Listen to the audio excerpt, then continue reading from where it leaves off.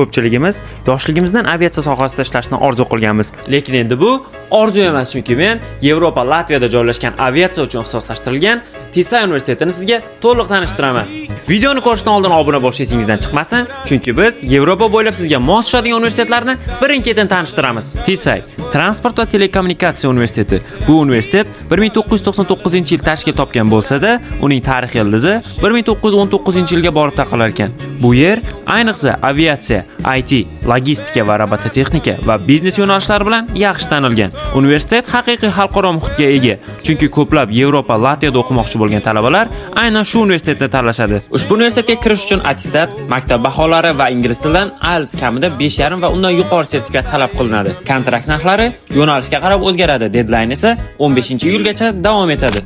Agar sizga ushbu TISA universiteti mos kelgan bo'lsa, hoziroq Worldwide Consulting jamoasiga murojaat qilib, ushbu universitet haqida yanada to'liqroq ma'lumot oling, chunki ular sizga professional darajada yordam berishadi. Ya'ni ushbu universitetga to'liq qabul qilinishingizdan tortib, viza intervyularigacha, jarayonlargacha va Yevropa Latviyaga kelib joylashib olganingizgacha ular to'liq ko'maklashadi.